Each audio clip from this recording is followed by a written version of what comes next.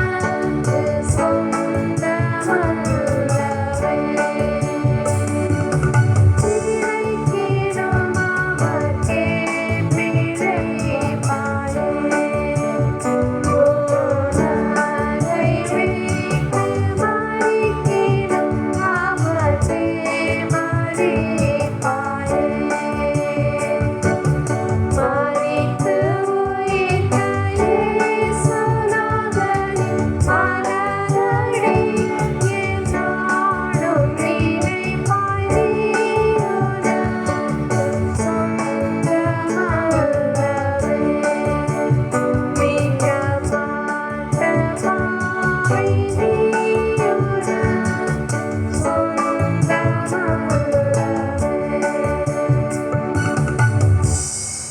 பாடக்கூட்டத்தில் உற்சாகமாக பாடின அவரையும் தேவன் தாமே ஆசீர்வதிப்பாராக. ஆமென்.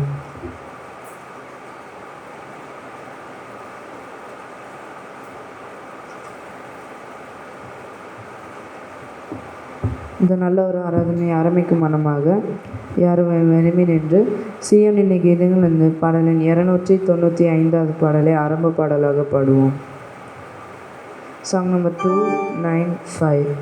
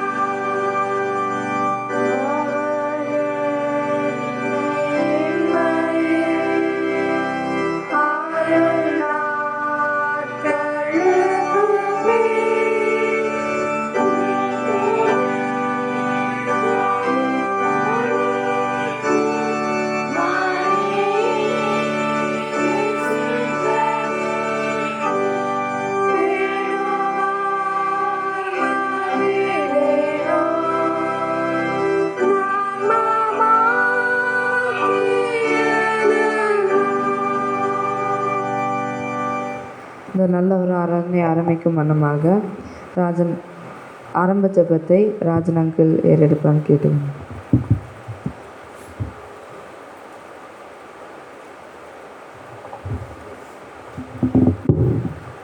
ஜெபம் செய்வோம். அன்பும் கிருபையும் இறக்கம் உள்ள பரமபிதாவே, இந்த நல்ல நாளை தந்திருக்க நன்றி ஆண்டவரே.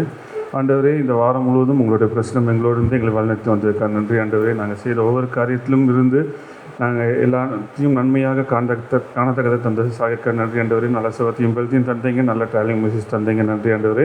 இப்பொழுதும் இந்த ஓய்வு நாள் ஆரம்பியில் ஒரு சிறு கூட்டமாக கூடியிருந்தாலும் உங்களுக்கு பிரச்சனைக்கான ஜெபிக்கிறோம் ஆண்டவரே. இந்த ஓய்வு நாளை ஆசீர்வதித்தாங்க எங்களுக்கு.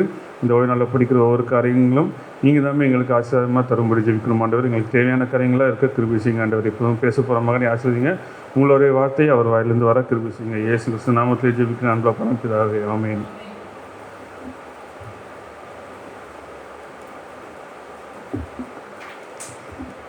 இப்பொழுது இந்நேரத்துக்குரிய தேவ செய்தியை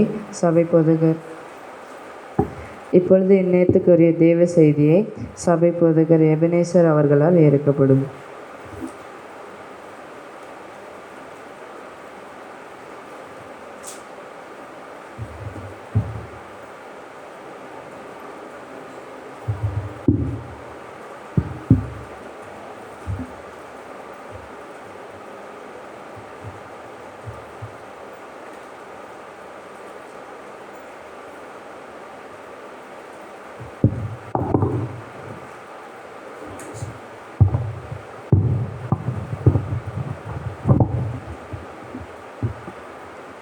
எல்லோருக்கும் ஹாப்பி சாபத். மறுபடியுமாக இன்னொரு ஓய்வு நாளிலே தெய்வ சமூகத்திலே உங்களை பார்க்கும்படியாக ஆண்டவர் அடியனுக்கு கிருபை செய்திருக்கிற அவருடைய தெய்வங்களுக்காக நான் நன்றி செலுத்துகிறேன். உங்களை பார்ப்பதில் எனக்கு மிகுந்த மகிழ்ச்சி இருக்கிறது. இந்த நாளிலும் நாம் சொற்ப பேராய் கூடினாலும் நிச்சயமாக பரலோகத்தின் ஆண்டவர் நம்மோடு அவர் பேசுவார் என்ற உணர்வோடு விசுவாசத்தோடு நம்ம என்ன செய்வோம் அப்படின்னா, இந்த நாளினுடைய பாடங்களுக்குள்ளாக நாம் கடந்து போவோம். நம் யாவரும் தலைவணங்கி ஜெபத்தோடு ஆண்டவர் பேச போகிற வார்த்தைகளை நாம் கேட்டு இந்த நாளினுடைய சத்தியத்தை நாம் முடிக்கத்தக்கதாக இருக்கிறோம். யாவரும் நம் கண்களை மூடி ஜெபம் செய்வோம். எங்களை நேசிக்கிற அன்புள்ள ஆண்டவரே, இந்த அருமையான ஓய்வு நாளின் ஆரம்ப வேலைக்காக நமக்கு நன்றி செலுத்துகிறோம். இந்த நாளிலும் வந்திருக்கிற நம்முடைய விசுவாச பிள்ளைகளை கர்த்தர் ஆசீர்வதிங்க. இதோ பேச போகிறது நான் அல்ல, நீரே ஆண்டவரே. நம்முடைய வசனம் எங்களுடைய வாழ்க்கைக்கு ஒரு வெளிச்சமாக இருக்கட்டும். எங்களுடைய வாழ்க்கை அது மாற்றத்தக்கதாக இருக்கும்படியாக நாங்கள் ஜெபிக்கிறோம் அப்பா. இதோ கிருபையுள்ள சத்தியமுள்ள ஆறுதலுள்ள வார்த்தைகளை பரலோகத்தின் ஆண்டவர் நம்முடைய ஆவியானவர் மூலியமாக நீர் எங்களுக்கு தரும்படியாக நாங்கள் ஜெபிக்கிறோம் அப்பா. இதோ ஆண்டவரே, நீர் பேசும்போது நாங்கள் கேட்டு சந்தோஷத்துடனே இந்த இடத்தை விட்டு நாங்கள் கடந்து போவதற்கு கர்த்தர் எங்களுக்கு உதவி செய்யும்படியாக இயேசு கிறிஸ்து மூலம் ஜெபிக்கிறேன் நல்ல தகப்பனே, ஆமென். சரி, இங்கிலாந்து தேசத்திலிருந்து அமெரிக்கா தேசம் வரை ஒரு மிகப்பெரிய ஒரு படகு, சரிங்களா, அது பயணமாக அது போய்கொண்டு இருந்தது. போய்கொண்டு இருந்த சமயத்திலே ஒரு பனிப்பாறையின் மீது மோதி அது மிகப்பெரிய அந்த கப்பலானது சேதமாயிற்று. சேதமானால் என்ன ஆகுங்க? கப்பலினுடைய முன்னணியில் சேதமாகிவிட்டது. சேதமாகி கப்பலானது கொஞ்சம் கொஞ்சமாக அது முழுகிற ஒரு சூழ்நிலைக்குள்ளாக அது கடந்து போனது. அந்த சமயத்தில் அந்த கப்பலிலே இருந்த 2 மாலுமிகள், சரிங்களா, நம்ம கேப்டன் அப்படின்னு நம்ம சொல்லலாம். அந்த 2 கேப்டன் என்ன செஞ்சாங்க அப்படின்னா, உயிர் காக்கும் படகை என்ன செஞ்சாங்க அப்படின்னா, அந்த கப்பலுக்கு வெளியாக கொண்டு வந்து ஜனங்களை என்ன செய்தாங்க அப்படின்னா, அந்த உயிர் காக்கும் படகிலே ஏற்றி என்ன செய்கிறாங்க அப்படின்னா அமர வைத்திருக்கிறாங்க. இந்த 2 மாலுமிகள் என்ன செய்கிறாங்க அப்படின்னா, அந்த மூழ்கி கொண்டு இருக்கிற அந்த கடலிலே என்ன செய்தாங்க அப்படின்னா, இவங்க குதித்து உள்ளே போகிறாங்க, நீந்தி உள்ளே போகிறாங்க. அங்கே இருந்த பயணிகளுக்கு சற்று வித்தியாசமாக இருந்தது, சற்று ஆச்சரியமாக இருந்தது. என்ன அவங்க மூழ்கி கொண்டு இருக்கிற அந்த படகுல உள்ளே நோக்கி போகிறாங்களே, மீண்டும் வருவாங்களா என்னன்னு தெரியலே அப்படின்னு சொல்லி சற்று எல்லாரும் பார்த்து கொண்டு இருக்கிற சமயத்தில் இவங்களில் 2 பேரும் நீந்தி போனாங்களாம். நீந்தி போயிட்டு ஒரு அருமையான ஒரு பொருளை என்ன செஞ்சாங்க அப்படின்னா, அவங்க மேலாக கொண்டு வந்து அந்த பயணிகள் இடத்துல கொடுத்தாங்களாம். என்ன பொருளாக இருக்குன்னு நினைக்கிறீங்க?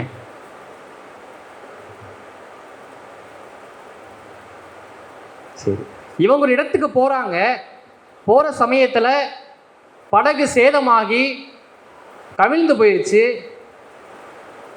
மாலுமிகள் என்ன செஞ்சுட்டாங்க அப்படின்னா கடலுக்குள்ளே போயிட்டாங்க. எடுத்துகிட்டு வந்து என்ன செய்கிறாங்க அப்படின்னா ஒரு பொருளை கொடுக்குறாங்க. என்ன பொருள் அப்படின்னா திசை காட்டி.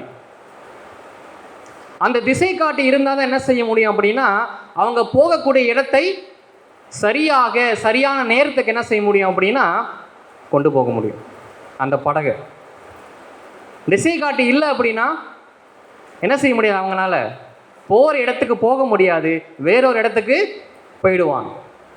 அப்போ அதே போல் நம்மளுடைய ஆவிக்குரிய வாழ்க்கையிலும் நமக்கு இருக்கக்கூடிய திசை காட்டியாக இருக்கக்கூடிய 2 விஷயம். என்னது? ஒன்று விசுவாசம், 2வது ப்ரேயர். இந்த 2 இருந்தால்தான் ஆண்டவர் எந்த கரையில் இருக்கிறாரோ அந்த கரைக்கு நீங்கள் நானும் போக முடியும். நம்மக்கிட்ட ப்ரேயர் இல்லை, விசுவாசம் இல்லை அப்படின்னா என்ன செய்ய முடியாது, ஆண்டவர் இருக்கக்கூடிய இடத்திற்கு உங்களாலையும் என்னாலையும் போக முடியாது. அது எது இருந்தால் போக முடியுங்க? ஜெபமும் விசுவாசமும்.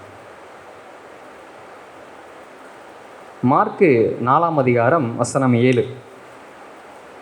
மார்க்கு 4ஆம் அதிகாரம் வசனம் 7 எடுத்து வாசிங்க.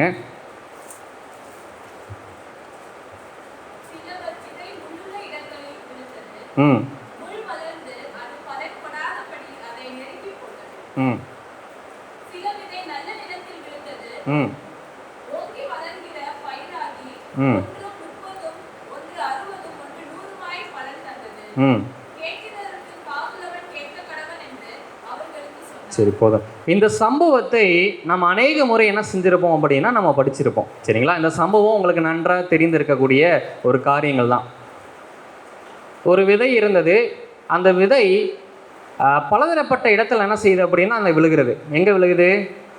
நல்ல நிலத்தில் விழுகுது, 2வது பாறையில் விழுகுது, 3வது முள்ளில் விழுகுது, 4வதாக நல்ல நிலத்தில் விழுகுது. சரிங்களா? அப்போ அதை குறிப்பாக முள்ளில் விழுந்த விதையை குறித்து நம்ம என்ன செய்ய போகிறோம் அப்படின்னா நம்ம படிக்க போகிறோம். அநேகமான காரியங்களை நம்ம சொல்லலாம். சரி, முள் என்று பார்க்கும்போது பைபிள் அடிப்படையில், சத்தியத்தின் அடிப்படையில் ஒரு முல்லை குறித்து நம்ம என்ன செய்ய போகிறோம் அப்படின்னா நம்ம தியானிக்க போகிறோம். சரிங்களா? அந்த முள் என்ன அப்படின்னா உலக கவலை. சரிங்களா? இன்றைக்கி இந்த பிரசங்கத்தினுடைய தலைப்பு என்ன அப்படின்னா உலக கவலை. இந்த உலக கவலை எல்லா மனுஷங்கிட்ட என்னங்க செய்யுது? இருக்கிறது. மனிதன்கிட்ட மாத்திரம்தான் இருக்குதா அப்படின்னு சொல்லி பார்க்கும்போது கிடையாது. வேறு யார்கிட்டலாம் இருக்குது? அனிமல்ஸ்கிட்டையும் இருக்குது. சரிங்களா? அது குறிப்பாக நம்மக்கிட்ட இந்த உலக கவலையானது என்ன செய்யுது அப்படின்னா ஏராளமாக இருக்கிறது. அதுதான் உண்மை. இன்றைக்கி உங்கள்கிட்ட ஒரு கேள்வி கேட்குறேன். நீ கவலைப்படாத மனுஷங்க இங்கே யாராவது உட்காந்துருக்கீங்களா? பாஸ்டர், எனக்கு நீ கவலையே இல்லை அப்படின்னு உங்களால் சொல்ல முடியுமா? யாருமே என்ன செய்ய முடியாது. நம்ம எனக்கு கவலையே இல்லை, நான் சந்தோஷமாக இருக்கேன், நான் சமாதானமாக இருக்கேன்னு சொல்லி நம்ம என்ன செய்ய முடியாதுங்க. யாருமே நம்ம சொல்ல முடியாது. அப்போ இன்றைக்கி எல்லா மனுஷனுடைய வாழ்க்கையிலும் இருதயத்திலும் என்ன இருக்குது அப்படின்னா கவலை இருக்கிறது. அந்த கவலை ஆவிக்குரிய கவலையா இல்லை உலக கவலையா அப்படின்னு ஒரு கேள்வியாக இருக்கிறது. அதில் குறிப்பாக இன்னைக்கு உலகத்தில் வாழக்கூடிய எல்லா மனுஷங்கிட்ட என்ன இருக்குது அப்படின்னா உலக கவலை தான் இருக்குது. இன்னைக்கு நம்ம அதை குறித்து தான் என்ன செய்ய போகிறோம் அப்படின்னா நம்ம படிக்க போகிறோம். ஏராளமான கவலைகள் இருக்கிறது. குறிப்பாக 3 முக்கியமான கவலை குறித்து நம்ம என்ன செய்ய போகிறோம் அப்படின்னா நம்ம படித்து இந்த நாளினுடைய சத்தியத்தை நம்ம முடிக்க போகிறோம். வேதத்தில் ஒரு பெண்மணி என்ன செய்கிறாங்க அப்படின்னா கவலைப்படுறாங்க. அந்த அம்மா எதற்காக கவலைப்படுறாங்க அப்படின்னு சொல்லி நம்ம படிக்கலாம். அதற்கப்புறம் அந்த அம்மா வாழ்க்கையை வைத்து நமக்கு என்ன கவலைகள் இருக்குதுன்னு சொல்லி நம்ம என்ன செய்ய போகிறோம் அப்படின்னா நம்ம படிக்கலாம். சரிங்க? லூக்கா 10ஆம் அதிகாரம் வசனம் 38 41 வரைக்கும் நீங்கள் வாசிங்க. லூக்கா 10ஆம் அதிகாரம் வசனம் 38 41 வரை. இல்லை, லூக்கா 10ஆம் அதிகாரம். ம் ம் சரி, போதும். இயேசுவானவர் என்ன செய்கிறார் அப்படின்னா ஒரு கிராமத்திற்கு போகிறாருங்க. அந்த கிராமத்தின் வழியாக போகும்போது இயேசு அந்த அம்மா பார்த்தது கிடையாது, இயேசப்பாவுடைய மூஞ்சியை பார்த்தது கிடையாது. ஆனால் இவர் எப்பேற்பட்டவர், இவர் கடவுள் அப்படின்னு சொல்லி யாருக்கு தெரியும்? அந்த அம்மா பேர் என்ன? மார்த்தாளுக்கு தெரியும். ஏசப்பாவை பார்த்தது கிடையாது, ஏசப்பா கிட்ட பேசுனது கிடையாது, அவர் எப்படி இருப்பாருன்னு தெரியாது. ஆனால் அவரை பற்றி அந்த அம்மா கேள்விப்பட்டிருக்கு. அவர் ஒரு தெய்வம் அப்படின்னு சொல்லி கேள்விப்பட்டிருக்கு.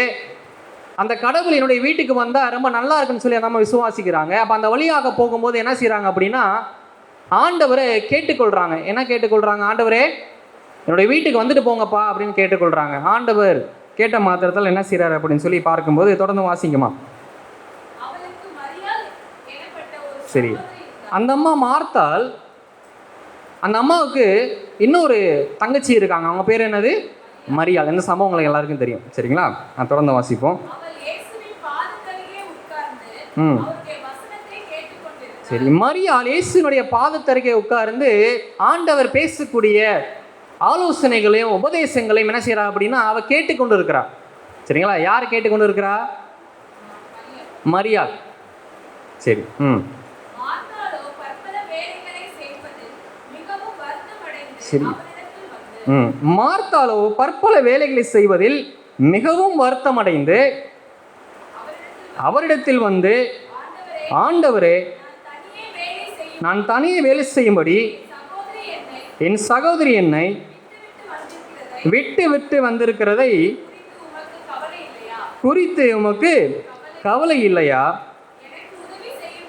எனக்கு உதவி செய்யும்படி அவளுக்கு சொல்லும் என்றால், இயேசு அவளுக்கு பிரதியுத்தரமாக, மார்த்தாளே, மார்த்தாளே, நீ அநேக காரியங்களை குறித்து கவலைப்பட்டு கலங்குகிறாய், தேவையானது ஒன்றே. மரியாள் தன்னை விட்டு எடுபடாத நல்ல பங்கை தெரிந்து கொண்டாள். சரிங்க, எனக்கு ஒரு கேள்வி வந்ததுங்க. இன்றைக்கி நான் உங்கள் வீட்டுக்கு வரேன். உங்கள் தங்கச்சி ஒருத்தவங்க இருக்கிறாங்க, தங்கச்சியோ அண்ணனோ இருக்கிறாங்க. இப்போ நான் உங்கள் வீட்டுக்கு வந்தேன் அப்படின்னா, பொதுவாக தாய்மார்கள் நீங்கள் என்ன செய்வீங்க? அன்றைக்கி அக்கா வீட்டுக்கு போன உடனே அக்கா ஒரு விஷயத்தை செஞ்சாங்க. ஃபஸ்டர் வாங்க அப்படின்னு சொல்லி உட்கார வச்சு ஸ்நாக்ஸ் கொடுத்தாங்க. அண்ணனும் இருந்தார். உபசரிக்கிறது. இப்போ நான் உங்கள் வீட்டுக்கு வந்தால் என்னை உபசரிக்காமல் விட்டுருவீங்களா? உபசரிப்பீங்க. ஆனால் இந்த அம்மா என்ன செஞ்சாங்க? ஆண்டவரை உபசரித்தாங்க. நான் தப்புன்னு சொல்லலை. ஆனால் ஆண்டவர் இங்கே எது தப்புன்னு சுற்றி காமிக்கிறாரு அப்படின்னா, அந்த அம்மா என்ன செய்கிறாங்க அப்படின்னா ரொம்ப கவலைப்படுறாங்களாம். என்ன கவலைப்படுறாங்க? நான் மாத்திரம் என்ன செய்கிறேன் அப்படின்னா தனியாக வேலை பார்க்குறேன், என் தங்கச்சி என்ன செய்கிறா, எனக்கு வேலையே பார்க்க மாட்றா, என்ன செய்கிறா, வந்து உங்கள் கூட உட்காந்து பேசிகிட்டு இருக்காளே அப்படின்னு சொல்லி என்ன செய்கிறாரு அப்படின்னா இந்த மார்த்தாள் என்ன செய்கிறாங்க அப்படின்னா ஆண்டவர்கிட்ட என்ன செய்கிறாங்க, குற்றச்சாட்டை வைக்கிறாங்க. இன்றைக்கி அம்மாமார்கள் எனக்கு தெரியும், எங்கள் வீட்டிலே இருக்குது. அம்மா மாத்திரம் வேலை செய்வாங்க, எங்கள் 2 தங்கச்சி வேலை செய்யலை அப்படின்னா அம்மா என்ன செய்வாங்க அப்படின்னு கோவப்படுவாங்க. சும்மாவே படுத்துட்டு இருக்க, வேலையே செய்ய மாட்டேற நீ சொல்லுவாங்க, சொல்ல மாட்டாங்க. எல்லார் வீட்லேயுமே இருக்குது. ஆனால் இந்த இடத்துல பார்க்கும்போது இந்த மார்த்தாள் என்ன செஞ்சுருக்காங்க அப்படின்னா அநேக காரியங்களை குறித்து அவங்க கவலைப்படுறாங்க அப்படின்னு சொல்லி ஆண்டவர் என்ன செய்கிறார் அப்படின்னா சொல்கிறார். ஆனால் மார்த்தாள் மரியாள் என்ன செஞ்சாங்க?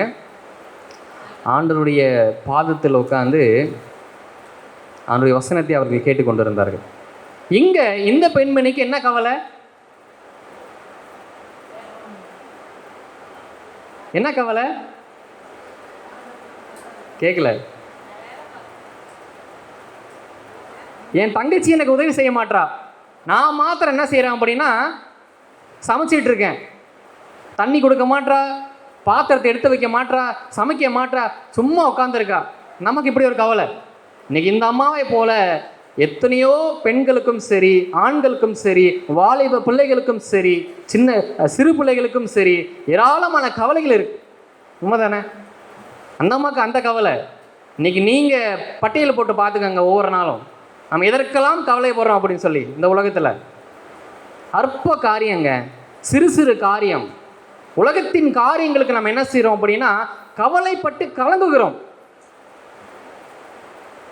புலம்புறோம், அழுகிறோம். உண்மைதானே? இன்னைக்கு நம்ம மறுக்க முடியுமா? நம்ம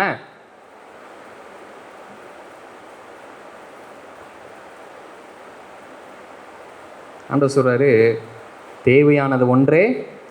மரியாள் தன்னை விட்டு எடுபடாத நல்ல பங்கை தெரிந்து கொண்டான். இன்னைக்கு இந்த மரியாளை போல தாங்க நீங்களும் நானும் இருக்கணும்.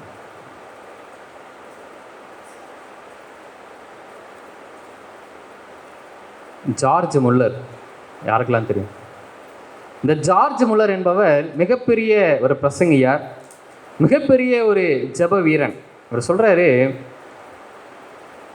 மனிதனுடைய இருதயத்தில் இருக்கக்கூடிய உலக கவலையானது என்ன செய்யும் அப்படின்னா இயேசு மேல் இருக்கிற விசுவாசத்தை குறைக்க செய்யும் அப்படின்னு சொல்கிறாரு.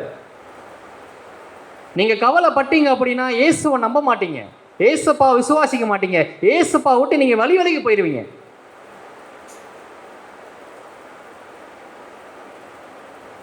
அதே உலக கவலை உங்கள் இருதயத்தில் உங்கள் குடும்பத்தில் இல்லை அப்படின்னா விசுவாசம் அதிகமாக இருக்கும், ஜெபம் அதிகமாக இருக்கும். உங்களுடைய வாழ்க்கையை பார்த்து அநேகர் மாறுவாங்க அப்படின்னு எழுதுறார்.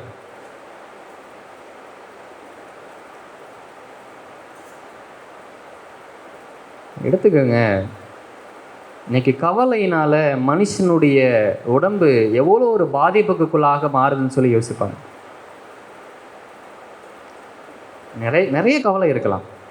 பண பிரச்சனையாக இருக்கலாம், குடும்பத்தில் சண்டையாக இருக்கலாம், சொந்தக்காரங்களுக்குள்ள பிரச்சனைகளாக இருக்கலாம். பிள்ளைங்களுக்கு என்ன கவலை இருக்கும்? இப்போ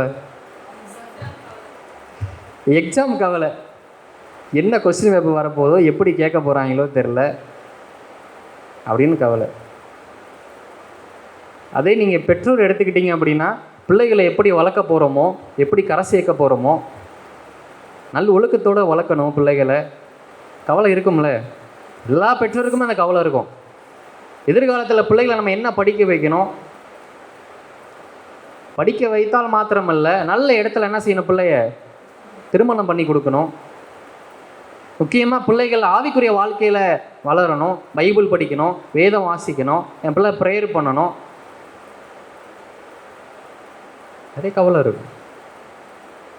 பிள்ளைக்கு ஃபீஸ் கட்ட முடியலையே, இப்படி கவலை இருக்கும்ல. நம்முடைய வருமானம் கம்மியாக தான் இருக்கிறது, ஃபீஸ் கட்ட முடியல, என்ன செய்ய போகிறோன்னு தெரியல, நாளைக்கு என்ன செய்ய போகிறோன்னு தெரியல, அடுத்த வருஷம் என்ன செய்ய போகிறோன்னு தெரியல, வீடு கட்டணும், லோன் அடைக்கணும், இஎம்ஐ பிரச்சனை இருக்குது.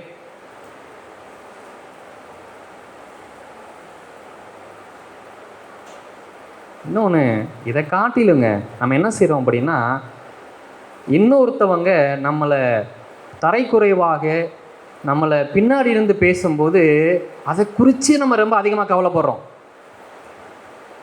உண்மை தானே? நம்மக்கிட்ட நல்லா பேசுவாங்க, ஆனால் பின்னாடி போயிட்டு நம்மளை பற்றி வேறு மாதிரி பேசுவாங்க. அவங்க என்ன சொல்லிடுவாங்களோ, இவங்க என்ன சொல்லிடுவாங்களோ அப்படின்னே ஒரு கவலை. சில பேருக்கு ஃப்ரிட்ஜு வாங்கலைன்னு கவலை இருக்கும், வாஷிங் மிஷின் வாங்கலைன்னு கவலை இருக்கும், அடுத்தவங்க வீட்டை பார்த்தா கவலையாக இருக்கும். எங்கள் ஏரியாவில் எல்லா வாழ்க்கையிலும் இருக்குது தான். கொஞ்சம் ஏழ்மையாக தான் இருப்பாங்க, இவங்க கொஞ்சம் வசதியான இருப்பாங்க. அவங்க வீட்டில் கார் வாங்கிட்டா இங்கே வந்து மனைவிமார்கள் என்ன செய்வாங்க அப்படின்னா, இங்கே சண்டை போடுவாங்க. யார்கிட்ட? ஹஸ்பண்டுக்கிட்ட. இன்னும் நல்லா நீ பார்த்துக்க மாட்டியா, அவங்க பாரு அவங்களாம் கார் வச்சுருக்கான், எனக்கு கார் எங்க? இது மனைவி மாத்திரம் இல்லை, ஆண்களும் அப்படி தான். ஸோ இந்த மாதிரி சொல்லிக்கொண்டே போகலாம். இது எல்லாமே எந்த கவலைங்க? உலக கவலைகள்.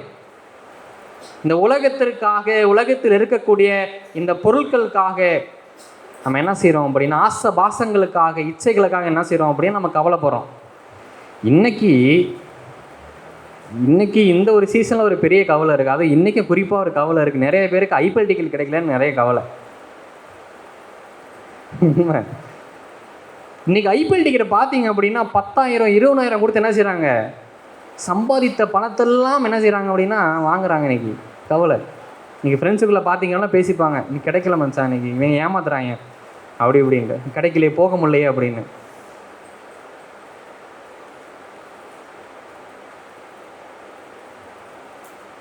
சரி, இன்றைக்கி 3 கவலை பார்ப்போம். நம்ம 3 இதெல்லாம் அவர் இருந்தாலும் 3 முக்கியமான விஷயங்களை குறித்து ஆண்டவர் சொல்கிறார். நீங்கள் இதுக்கெல்லாம் நம்ம கவலைப்படுறோம் அப்படின்ட்டு. ஆனால் இதுக்கெல்லாம் நம்ம கவலைப்படக்கூடாதுன்னு ஆண்டவர் சொல்கிறார். ஆனால் நம்ம இதுக்கு தான் என்ன செய்யணும் அப்படின்னா நம்ம கவலைப்பட்டு கொண்டு இருக்கோம்.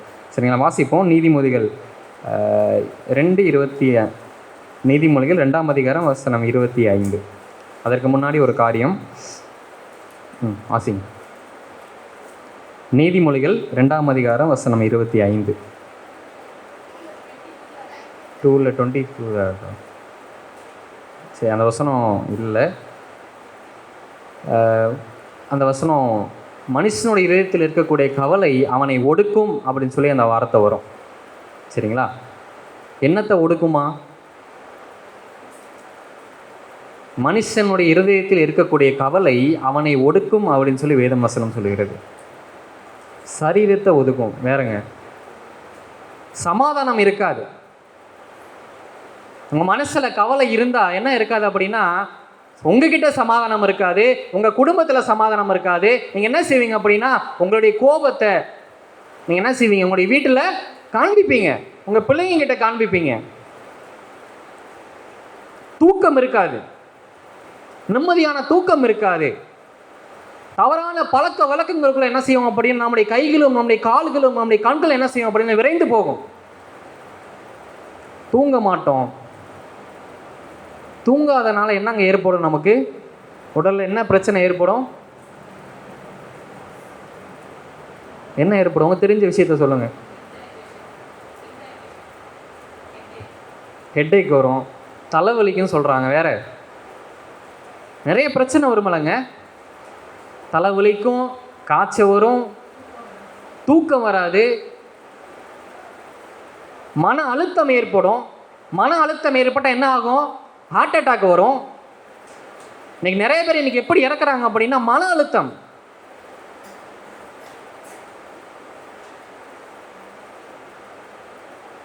உன்னுடைய உடலை நம்ம என்ன செய்கிறோம் அப்படின்னா, ஆண்டவர் கொடுத்த அவருடைய உடலை நம்ம என்ன செய்கிறோம் அப்படின்னா பாதுகாக்காமல் என்ன செய்கிறோம்? நம்ம கவலைப்பட்டு அழித்து கொண்டே இருக்கிறோம் ஒவ்வொரு நாள். ஆண்டவர் என்ன சொல்றாரு? இது யாருடைய உடல்? இது யாருடைய ஆலயம்? என்னுடைய ஆலயம். ஒருவன் என் ஆலயத்தை தீட்டுப்படுத்தினால் நான் அவனை. ஆனால் புரிஞ்சுக்கோங்க, நீங்கள் கவலைப்படுறதுனால முடி கொட்டுங்க. உண்மைதானே? முடி கொட்டும், முடி வெள்ளையாகும். இந்த மாதிரி ஏராளமான பிரச்சனைகள் இருக்கு இன்னைக்கு. நீ கவலைப்படுறனால இதெல்லாம் உலக கவலைங்க. உலக கவலை.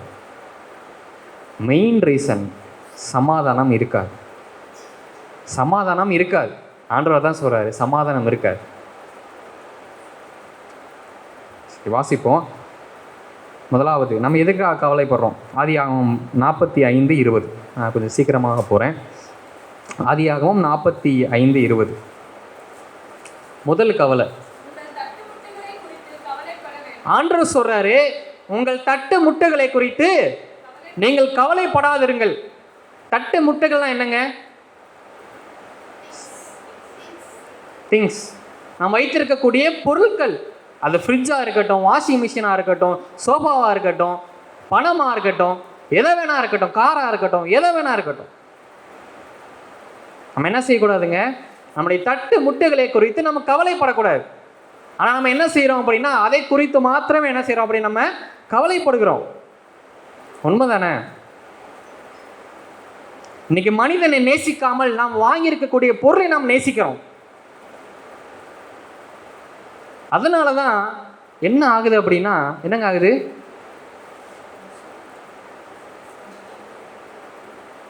ஒரு சம்பவம் ஒன்று இருக்கிறதுங்க. இந்த சம்பவம் உங்களுக்கு, இந்த கதை உங்களுக்கு தெரியுமா என்னன்னு தெரியல. ஒரு அழகான ஒரு அப்பா, ஒரு அழகான ஒரு மகள், சரிங்களா? அந்த அப்பா என்ன செஞ்சுருக்காரு அப்படின்னா, ஒரு விலை மதிக்க முடியாத ஒரு காரை வாங்கிட்டு வந்திருக்கு. அந்த காரை வாங்கிட்டு வந்து ஒவ்வொரு நாள் என்ன செய்வார் அப்படின்னா, அந்த காரை என்ன செய்வாங்க? வாஷ் பண்ணுவாங்க. கார் வச்சுருக்கவங்களுக்கு தெரியும். எங்கேயாவது வெளியே போனோம் அப்படின்னு என்ன செய்வாங்க? கார் எடுத்து க்ளீன் பண்ணுவாங்க, வாஷ் பண்ணுவாங்க. அதே போல் ஒவ்வொரு நாளும் இந்த அப்பா என்ன செய்வார் அப்படின்னா, ரொட்டீனாக என்ன செய்வார் அப்படின்னா காரை வாஷ் பண்ணிகிட்டே இருப்பாராம். அப்போ ஒரு நாள் அவருடைய சிறு மகள் என்ன செஞ்சாங்க அப்படின்னா, அந்த காரை என்ன செஞ்சாங்க அப்படின்னா எடுத்து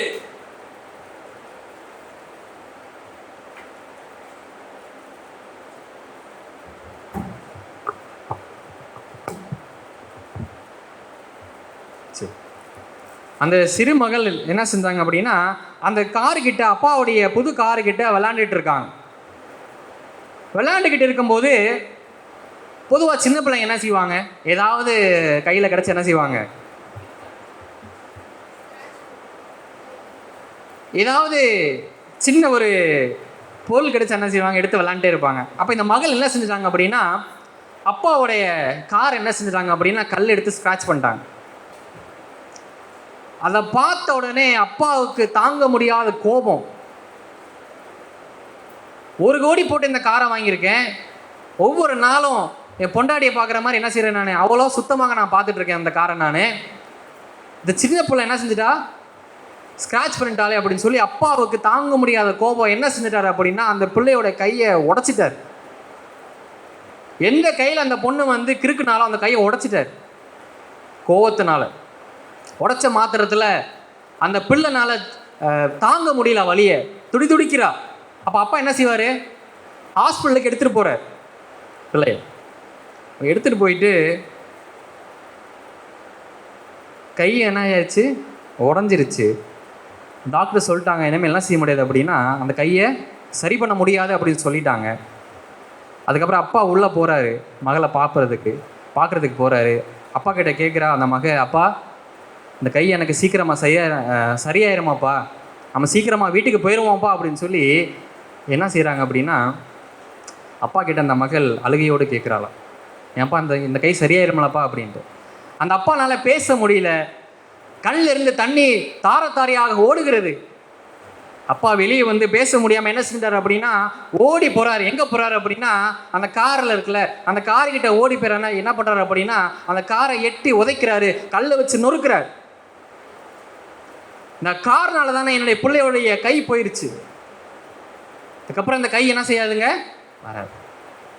ஆண்டவர் சொல்கிறாரு தட்டு முட்டைகளை குறித்து என்ன செய்யக்கூடாது, நம்ம கவலைப்படக்கூடாது. பொருளை பயன்படுத்துங்க, மனிதனை நேசிங்க. பொருளை நேசிக்காதீங்க, மனிதனை பயன்படுத்தாதீங்க. ரெண்டாவது மத்தேயு 6:31. மத்தேயு 6:31 போதுங்க. ஆகையால் எண்ணத்தை உண்போம், எண்ணத்தை குடிப்போம், அடுத்துங்க எண்ணத்தை உடுப்போம். எல்லா மனிதனுக்கும் இருக்கக்கூடிய கவலை. முதலாவது தட்டு முட்டுகளுக்காக என்ன செய்யக்கூடாது, நம்ம கவலைப்படக்கூடாது. ரெண்டாவது எண்ணத்தை சாப்பிடுவோம், என்ன ட்ரெஸ்ஸை போடுவோம் அப்படின்னு சொல்லி நம்ம என்ன செய்யக்கூடாது அப்படின்னா நம்ம கவலைப்படக்கூடாது. ஏன் கவலைப்படக்கூடாது? ஆண்டவர் சொல்றார், ஆகாயத்தை பறவையை பாரு, அதை விதைக்கிறதும் இல்லை, அறுக்கிறதும் இல்லை, களஞ்சியங்களை சேர்க்கிறதும் இல்லை, அவைகளை பிழைப்பூட்டுகிற பரமபிதா உங்களையும் பிழைப்பூட்ட வல்லவராக இருக்கிறார். ஆனால் நம்ம என்ன செய்கிறோம் அப்படின்னா இன்றைக்கி மனிதனுடைய வாழ்க்கை எப்படி ஆயிடுச்சு அப்படின்னா இதற்காகவே நம்ம ஓடிக்கொண்டு இருக்கிறோம். உடைக்காக, உணவுக்காக, இடத்திற்காக என்ன செய்கிறோம் அப்படின்னா நம்முடைய வாழ்க்கை ஓடிக்கொண்டே இருக்கிறது. நல்லா யோசித்து பாருங்கள், உண்மைதானே? நம்ம மறுக்க முடியாதுல்ல, யாருனாலுமே நம்ம மறுக்க முடியாது. அதுக்காக தான் ஓடுறோம். நான் தப்புன்னு சொல்லலை, சம்பாதித்தா தான் நமக்கு சாப்பாடு வருமானம் இருக்கும். ஆனால் அதை நினைத்தே என்ன செய்கிறோம் அப்படின்னா கவலைப்பட்டு யாரை மறந்துடுறோங்க? ஆண்டவரை மறந்துடுறோம், ஜெபிக்க மறந்துடுறோம். ஆனால் சொல்கிறாரு, உணவுக்காக கவலைப்படாதீங்க, உணவுக்காக கவலைப்படாதீங்க. இஸ்ரவேல் ஜனத்தை ஆண்டவர் 40 வருஷம் என்ன செஞ்சார்? வனாந்திரத்தில் என்னங்க செஞ்சார்? வழி நடத்தினார். வழி நடத்தும் போது அவங்களுக்கு என்னங்க கவலை இல்லை? உணவுக்காக கவலை இருந்ததா? இல்லை. ரெண்டாவது உடைக்காக கவலை இருந்ததா? இல்லை. செப்பல் அவரவே இல்லைங்க. சட்டை வெளுத்து போல பரலோகத்தின் மன்னாவை ஆண்டவர் கொடுத்தார். அவர்களுக்கு என்னெல்லாம் கேட்டாங்களோ அவையெல்லாம் கொடுத்தார். அவங்க யார்? தேவனுடைய ஜனங்கள். இன்னைக்கு நீங்கள் நானும் தேவனுடைய பிள்ளைகள். இன்னைக்கு நம்ம ஆண்டவர்கிட்ட இதெல்லாம் நம்ம கேட்க தேவையில்லை, இதெல்லாம் ஆண்டவர் நமக்கு ஏற்கனவே ஆயத்தப்படுத்தி வைத்திருக்கிறார். அதனால இந்த காலத்தில் உங்களுக்கும் எனக்கும் சரியாக கிடைக்கும். நம்ம கவலைப்படக்கூடாது. அதே ஜார்ஜ் முல்லர், நான் சொன்னேன்ல, இவர் மிகப்பெரிய ஒரு ஜெப வீரன். இவருடைய சரித்திரத்தை எடுத்து நீங்கள் படித்து பாருங்கள். இவர் ஒரு ஆஃபனேஜ் வச்சு நடத்திட்டு இருந்தாருங்க. கிட்டத்தட்ட அந்த ஆஃபனேஜில் 3000 பிள்ளைகள் படித்தாங்க. இவருடைய ஒரு டைரி ஒன்று வச்சுருப்பாராம். அந்த டைரி, இவர் மரித்ததுக்கப்புறம் டைரியை பார்க்குறாங்க. கிட்டத்தட்ட 40,000 அற்புதங்களையும் அதிசயங்களையும் ஆண்டவருடைய வாழ்க்கையில் செய்தார் அப்படின்னு சொல்லி அந்த டைரி என்ன செஞ்சுருக்காரு அப்படின்னா எழுதி வைத்திருக்கிறார். அதில் ஒரு அற்புதத்தை நான் சொல்ல மாத்திரம் நான் இங்கே விரும்புகிறேன். ஒரு நாள் அந்த ஆஃபனேஜில் பிள்ளைங்களுக்கு ஒரு நேரம் உணவு இல்லை. உணவு இல்லாத சமயத்தில் இந்த ஜார்ஜ் முல்லர் என்ன செய்கிறாரு அப்படின்னா ஆண்டவருடைய சமூகத்தில் போயிட்டு முழங்கால் படிக்கிட்டு, ஆண்டவரே 3000 பிள்ளைங்கப்பா, உணவு இல்லை, என்ன செய்ய போகிறேன்னு தெரியல, நான் யாருக்கிட்டையும் கேட்க மாட்டேன், நான் உங்ககிட்ட நான் கேட்குறேன், நீங்கள் எனக்கு தருவீங்க, நான் விசுவாசிக்கிறேன் ஆண்டவர்னு சொல்லி ஜெபத்தில் என்ன செய்கிறாரு அப்படின்னா தரித்திருந்து 1 மணி நேரம் என்ன செய்கிறாரு அப்படின்னா ஜெபம் பண்ணுறாரு. ஜெபம் பண்ணி மாத்திரத்தில் இன்னொரு விசுவாசம் பாருங்கள். அந்த நபருக்கு மனைவி கதவை தட்டுறாங்க, எப்பா டைம் ஆயிடுச்சு, பிள்ளைங்களுக்கு சாப்பாடு கொடுக்கணும் அப்படின்ட்டு. இவர் வெளியே வந்து பிள்ளைங்களை உட்கார வை அப்படின்றாராம், உட்கார வச்சு தட்டை வை அப்படின்றாரு. சொன்ன மாத்திரத்தில் என்ன ஒரு விசுவாசம் பாருங்கள், தெரியாது. ஆனால் சாப்பாடு எங்கேருந்து வந்துச்சுன்னு தெரிலங்க. தட்டை வச்சாங்களாம், சாப்பாடு கேட்லேருந்து வருதான். அவர் என்னங்க செஞ்சார்? கவலைப்படலை, வருத்தப்படலை, யார்கிட்ட போய் நிற்கலை. என்னங்க செஞ்சார்? ஆண்டோடைய சமூகத்தில் முழங்கால் படிட்டு ஜெபம் பண்ணினார். நீங்கள் தான்ப்பா கொடுக்கணும், நீங்கள் கொடுக்கலன்னா எனக்கு யாருப்பா கொடுப்பா? இப்படி ஒரு விசுவாசங்க. கேட்டார், ஆண்டவர் கொடுத்தார். கேளுங்கள் அப்பொழுது உங்களுக்கு கொடுக்கப்படும். இன்னொரு சம்பவம் நம்முடைய தமிழ்நாட்டில், நம்முடைய அட்வென்டிஸ்டில் நடந்த ஒரு சம்பவம், ஆச்சரியமான சம்பவம். ஆறுமுகநேரி யாருக்கெல்லாம் தெரியும்? உங்களுக்கு தெரியும், உங்கள் ஊர் பக்கம். அந்த ஆறுமுகநேரியில் ஒரு சம்பவம். இதே மாதிரி சாபத்துக்கு சாப்பாடெல்லாம் செஞ்சு வச்சுட்டாங்க. செஞ்சு வச்சுட்டு பாஸ்டர் என்ன பண்ணுறாரு அப்படின்னா, ஒரு பையனை என்ன செஞ்சிட்டாரு அப்படின்னா திட்டார். அந்த பையனுக்கு என்ன செஞ்சிட்டான் அப்படின்னா, சாபத் சாப்பாடில் போயிட்டு லெமன், அந்த தயிர்லாம் இருக்கும் பார்த்தீங்களா, சாம்பார் லெமன் அதெல்லாம் இருக்கும், போயிட்டு ஃபெனாயில் போய் கலந்துட்டு வந்துட்டான். சர்ச் முடிஞ்சு பிள்ளைங்க பசியாக இருக்கிறாங்க, பெரியவங்க பசியாக இருக்கிறாங்க, உணவு பரிமாறணும். அப்போ பாஸ்டர் ஜெபம் பண்ணி என்ன செய்கிறார் அப்படின்னா, உணவை ஆயத்தப்படுத்துகிறார். அப்போ உணவை ஆயத்தப்படுத்துகிற சமயத்தில் உணவு அங்கே ரொம்ப ஒரு வயசான பாட்டிங்க தான், அவங்க தான் வந்து பரிமாறுறாங்க. ஆனால் அவங்களுக்கு தெரியல, அந்த ஸ்மெல் தெரியல அவங்களுக்கு. பரிமாறிட்டாங்க. டக்குன்னு பாஸ்ட்டு வராரு, வந்து பார்க்குறாரு, ஏதோ ஸ்மெல் அடிக்குது அப்படின்னு சொல்லி பிள்ளைங்கள தட்டை வாங்கி பார்க்கும்போது என்ன ஆயிடுச்சு அப்படின்னா, ஃபினாயில் கலந்துருக்கு மதியம் சாப்பாடுக்கு. அப்போ பிள்ளைங்க இப்போ என்ன செஞ்சார், பாஸ்ட்டு குழி தோண்டி என்ன செஞ்சிட்டாரு அப்படின்னா புதைச்சிட்டார் சாப்பாடு. அப்போ அந்த மதிய நேரத்திற்கு அவங்களுக்கு உணவு இல்லை. ஆசை ஒன்றும் பண்ணலையா, சொல்லிட்டார் பிள்ளைங்கிட்ட, எப்பா சாப்பாடு இல்லை, இனிமேல் நமக்கு நைட்டு தான் சாப்பாடு, அதனால் என்ன செய்யுங்க, தூங்குறவங்க தூங்குங்க, தண்ணி மாத்திரம் குடிச்சிட்டு தூங்குறவங்க தூங்குங்க, இல்லை அப்படின்னா உட்காருங்கப்பா அப்படின்ட்டு பாஸ்டர் சொல்லிட்டாரான். ஒரு பாஸ்டர் போய் ஜெபம் பண்ணுறாரு. ஜெபம் பண்ணி வெளியே வராரு. பாஸ்டர் ஜெபம் பண்ணல, பாஸ்டர் ஜெபம் பண்ணிட்டு இருக்காரு. அந்த சமயத்தில் கேட்டில் இருந்து ஒரு மிகப்பெரிய ஒரு வேன் வந்து உள்ளே வருதான். அந்த வேனில் மிகப்பெரிய ஒரு டவேரால் அன்னைக்கு ஆண்டவர் அவங்களுக்கு பிரியாணி கொடுத்தாராம். ஆண்டவர். என்னடான்னு சொல்லி பார்க்கும்போது அங்கே மிச்சம் கூட நம்ம சொல்ல முடியாது, எல்லாரும் சாப்பிட்டு நிறையா இருந்துச்சான். அதை வந்து என்ன செஞ்சுருக்காங்க, இந்த ஆஃபனேஜில் கொடுக்கணும் அப்படின்னு உள்ள வந்திருக்காங்க. உள்ளே வந்து அன்னைக்கு எல்லா பிள்ளைங்களும் சந்தோஷமாக சாப்பிட்டு அந்த பிரியாணி மிச்சமாக இருந்ததான். இந்த சம்பவத்தை பார்க்கும்போது உங்களுக்கு வேதத்தில் எங்கேயாவது ஒரு சம்பவம் உங்களுக்கு ஞாபகம் வருதா? ஆண்டவர் ஜனங்கள் பசியாக இருக்கிறாங்க அப்படின்னு சொல்லி ஆண்டவர் என்ன செய்கிறாருங்க, பார்க்குறாரு. 2 மீன் 5 அப்பம், எல்லாரும் சாப்பிட்றாங்க. சாப்பிட்டு முடிச்சு இன்னமும் மீதி இருக்கு. அதுதாங்க நம்ம ஆண்டவர். உங்களுக்கு ஆசீர்வாதங்களை கொடுக்கும்போது எப்படி கொடுக்க மாட்டார் அப்படின்னா, அளவா கொடுக்க மாட்டாரு, உங்களுக்கு அதிகமா கொடுப்பார். நீங்க பெற்றுக்கொண்டது கம்மியா இருக்கலாம், ஆனா பெற போறது ஏராளம். இப்ப 2வது விஷயம், நம்ம எதுக்காக கவலைப்படக்கூடாதுங்க, உணவுக்காக, உடைக்காக, வேற தண்ணிக்கான என்ன செய்யக்கூடாது அப்படின்னா நம்ம கவலைப்படக்கூடாது. நீங்கள் கவலைப்படாதீங்க. கடைசியாக 3வதாக மத்திய 6:31 34, நாளைக்காக நீங்கள் கவலைப்பட வேண்டாம். இன்றைக்கி நிறைய பேர் என்ன செய்கிறோம் அப்படின்னா, நம்ம நாளைக்காக நம்ம என்ன செய்கிறோங்க, நம்ம கவலைப்படுறோம். உண்மை தானே? நம்ம நிறைய காரியங்கள் என்ன செய்கிறோம் அப்படின்னா, நாளை தினத்திற்காக நம்ம கவலைப்படுறோம். நாளை தினம் என்பது என்ன அப்படின்னா, எதிர்காலத்தை குறித்தான ஒரு கவலை. இது எல்லாருக்குமே இருக்கும். நமக்கு நேரம் ரொம்ப குறைவாக இருக்குது. அதனால் நாளை தினத்திற்காக நீங்களாம் என்ன செய்யக்கூடாது, கவலைப்படக்கூடாது. சரி, 3 விஷயத்திற்காக கவலைப்படக்கூடாதுன்னு சொல்லி நம்ம பார்த்தோம். முதலாவது, தட்டு முட்டுகளுக்காக நாம் கவலைப்படக்கூடாது. 2வதுங்க, 2வது சரிங்களா. 3வது, நாளைக்காக நம்ம கவலைப்படக்கூடாது. இந்த காரியங்களை நீங்கள் என்றைக்குமே மறக்கக்கூடாது. மறக்கவும் கூடாது, கவலையும் படக்கூடாது. சரிங்களா? சரி, இந்த கவலை போவதற்கு நம்ம என்ன செய்யணும்?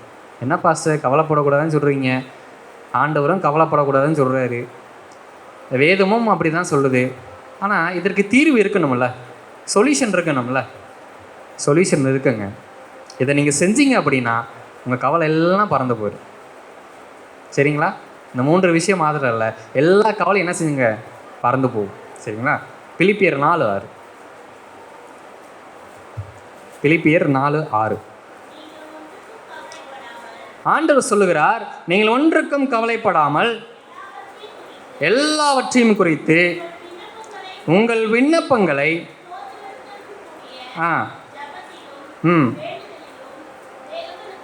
போதுங்க. நீங்கள் பண்ண வேண்டிய விஷயம் ரொம்ப சிம்பிளான விஷயங்க.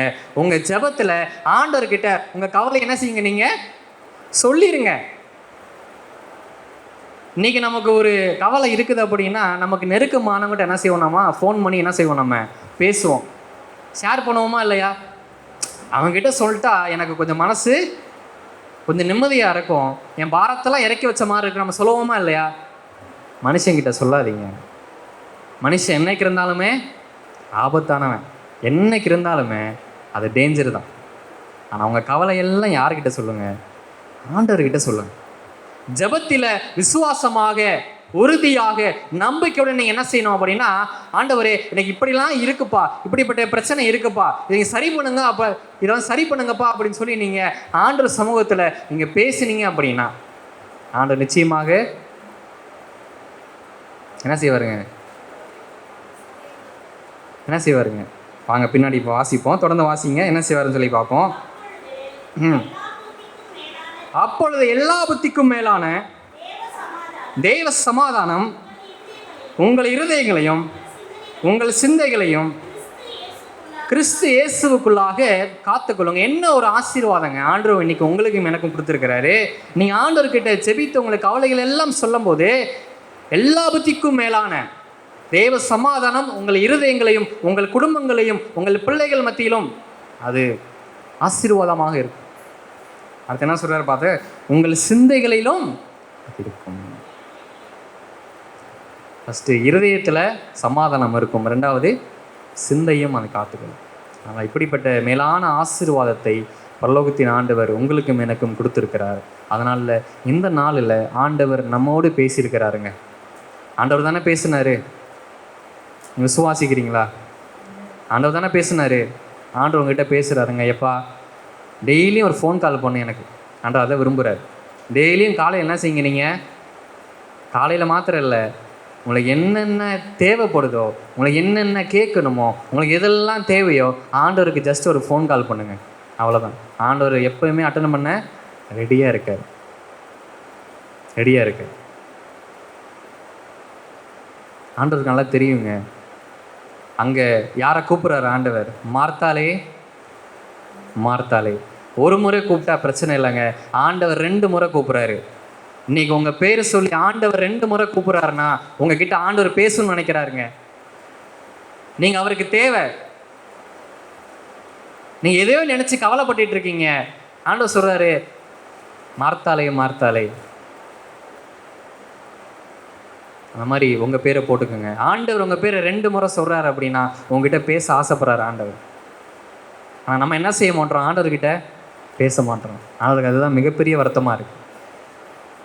ஆண்டவர்கிட்ட பேசுங்க, ரொம்ப நேரம் பேசுங்க, என்னென்னலாம் பேசணுமோ ஆண்டவர்கிட்ட பேசுங்க. ஆண்டவர் உங்ககிட்ட பேசுவார். வேதத்தின் மூலியமாக ஆண்டவர் என்ன செய்வாருங்க, பேசுவார். ஜெபத்தின் மூலியமாக பேசுவார், கனவின் மூலியமாக பேசுவார், என்ற இயற்கையின் மூலியமாக ஆண்டவர் பேசுவார். மிருகத்தின் மூலியமாக கூட ஆண்டவர் எங்கே செய்வார், பேசுவார். பிள்ளையாம கிட்ட எதுங்க பேசிச்சு? கழுத பேசிச்சு. அதனால் ஆண்டவர்கிட்ட பேசுங்க. பேசுவதுன்னா என்னங்க, ஜெபம் பண்ணுங்க, அவ்வளோதான். பேசுங்க, மனசு விட்டு பேசுங்க ஆண்டவர்கிட்ட. உங்கள் குறைகளெல்லாம் ஆண்டவர்கிட்ட சொல்லுங்கள், கண்ணீர் விடுச்சு ஆண்டவர்கிட்ட பேசுங்க. ஆண்டவர் சீக்கிரத்தில் உங்களுடைய வாழ்க்கையும் உங்களுடைய இருதயங்களையும் ஆண்டவர் மாற்றுவார். கவலை இல்லாத வாழ்க்கையை ஆண்டவர் உங்களுக்கு கொடுப்பார். சமாதானமுள்ள வாழ்க்கை கொடுப்பார். அந்த சமாதானம் எப்படிப்பட்ட சமாதானம்? பரலோகத்தின் சமாதானம் உங்களுக்கும் உங்கள் குடும்பத்திற்கும் உங்கள் பிள்ளைகளுக்கும் நிச்சயமாக ஆண்டவர் தருவார். ஆமென்.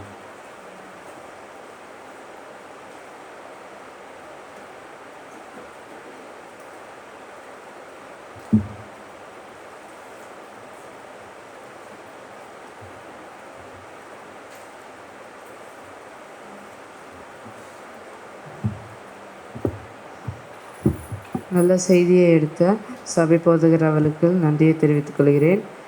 இப்பொழுது முடிவு பாடலாக யாவரும் எழும்பி நின்று சிறிய பாட்டு புத்தகத்தில் பாடலின் 98 பாடுவோம். Song number 98. எனக்காக யாவற்றையும் செய்பவரே.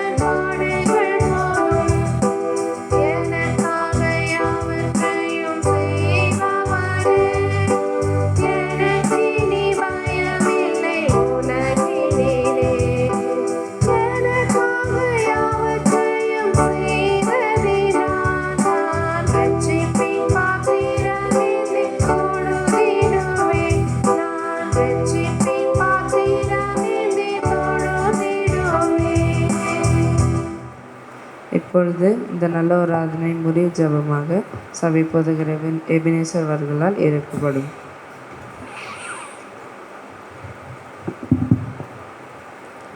யாவரும் நாம் முழங்கால் படிக்கிட்டு நம் ஜெபம் செய்வோம். இல்லை நேசிக்கிற அன்புள்ள ஆண்டவரே, இந்த அருமையான நல்ல ஒரு தெய்வ செய்திக்காக உமக்கு நாங்கள் நன்றி செலுத்துகிறோம்.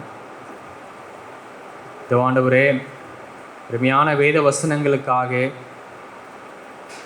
ஆறுதலின் வார்த்தைகளுக்காக, நம்பிக்கையின் வார்த்தைகளுக்காக உமக்கு நன்றி செலுத்துகிறோம் அப்பா. எங்கள் அன்புள்ள ஆண்டவர், நாளைய தினத்திற்காக நாங்கள் கவலைப்பட வேண்டாம். நாதன் இயேசு இருக்கும்போது ஆண்டவரே நாங்கள் ஏன் அஞ்ச வேண்டும் என்ற அருமையான நம்முடைய வார்த்தைகளுக்காக நன்றி செலுத்துகிறோம் அப்பா. இது ஆண்டவரே, ஒவ்வொரு நாளும் எங்களுடைய வாழ்க்கையை உம்மை நாங்கள் முன்வைத்து ஓடும்போது விசுவாசித்து எங்களுடைய வாழ்க்கையின் ஆரம்பத்தை அந்த நாளையை நாங்கள் ஆரம்பிக்கும் போது நிச்சயமாக ஆண்டவர் பரலோகத்தின் சமாதானத்தையும் சந்தோஷத்தையும் இந்த பரலோகத்தையும் ஆண்டவர் ஒவ்வொரு விசுவாச பிள்ளைகளுக்கும் அணியனுக்கும் தரும்படியாக நாங்கள் செபிக்கிறோம் அப்பா.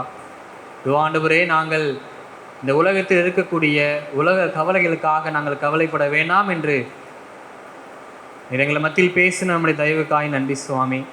இதோ ஆண்டவரே, ஆவிக்குரிய காரியங்களுக்காக நாங்கள் கவலைப்படவும், அதற்காக நாங்கள் ஓடவும் பிரயாசப்படவும், ஊழியத்தை செய்யவும், நம்முடைய நாமத்தை மகிமைப்படுத்தவும், உமக்காய் நாங்கள் வாழவும் கர்த்தர் எங்களுக்கு உதவி செய்யும்படியாக நாங்கள் ஜெபிக்கிறோம் அப்பா. இதோ ஆண்டவரே, இதோ கவலையோடு, பாரத்தோடு, பிரச்சனைகளோடு, கண்ணீரோடு ஆண்டவரே வந்திருக்கிற உமது பிள்ளைகளை கர்த்தர் கண்ணோக்கி பாருங்க. இதோ ஆண்டவரே, உம்மிடத்தில் நாங்கள் செபிக்கும்போது நிச்சயமாக நாங்கள் படக்கூடிய பாடுகளில் இருந்தும் கஷ்டங்களில் இருந்தும் நாங்கள் விடுதலை பெற்றுக்கொள்வோம் என்று நம்பிக்கையுடன் விசுவாசத்துடன் ஆண்டவரே நாங்கள் கடந்து போகிறோம். கர்த்தர் எங்களோடு இருங்க. இந்த இரவு முழுவதும் எங்களை கண்ணின் மணி போல எங்களை பாதுகாத்து மறுபடியுமாக இன்னொருடைய ஓய்வு நாளிலே உம்முடைய வார்த்தைகளை நாங்கள் கேட்கவும் அதன்படி எங்களுடைய வாழ்க்கையை நாங்கள் மாற்றிக்கொள்ளவும் நடக்கவும் பரலோகத்தின் ஆண்டு உதவி செய்யும்படியாக ஜெபிக்கிறோம் அப்பா. இல்லை வந்திருக்கிற உமது விசுவாச பிள்ளைகளை ஆசீர்வதிங்க, குடும்பங்களை ஆசீர்வதிங்க, பிள்ளைகளை ஆசீர்வதிங்க, பிள்ளைகள் செய்து வருகிற தொழில் வளங்களை ஆசீர்வதிங்க, உண்ணுகிற உணவுகளை ஆசீர்வதிங்க, குடிக்கிற தண்ணீரை ஆசீர்வதிங்க. இது ஆண்டவரே, பிள்ளைகளுக்கு வியாதியோடு வந்திருக்கலாம், இது ஆண்டவரே நல்ல விடுதலை கொடுக்கும்படியாக நாங்கள் ஜெபிக்கிறோம் அப்பா. இது ஆண்டவரே, நாங்கள் கடந்து போகிறோம். பிரியாத அன்பு நேசர் எங்களோடு இருந்து எங்களை வழிநடத்தும்படியாக இயேசு கிறிஸ்து மூலம் ஜெபிக்கிறேன் நல்ல தகப்பனே, ஆமென். என் ஆத்மாவே கர்த்தரை ஸ்தோத்திரி, என் முழுவதுமே அவருடைய பரிசுத்த நாமத்தை ஸ்தோத்திரி. என் ஆத்மாவே கர்த்தரை ஸ்தோத்திரி. ஆமென். கர்த்தராகிய இயேசு கிறிஸ்துவினுடைய கிருபையும் பிதாவாகிய தேவனுடைய அன்பும் பரிசுத்த ஆவியினுடைய அந்நியமும் ஐக்கியமும் பாதுகாப்பும் சொன்னமாக இந்த நாளில் வந்திருக்கிற ஒவ்வொரு விசுவாச பிள்ளைகளோடும் என் குடும்பத்தாரோடும் வரைத்தடைப்பட்ட ஒவ்வொரு விசுவாச பிள்ளைகளுடைய குடும்பத்தோடும் இன்றும் என்றும் சதா காலங்களும் இருப்பதாக. ஆமென்.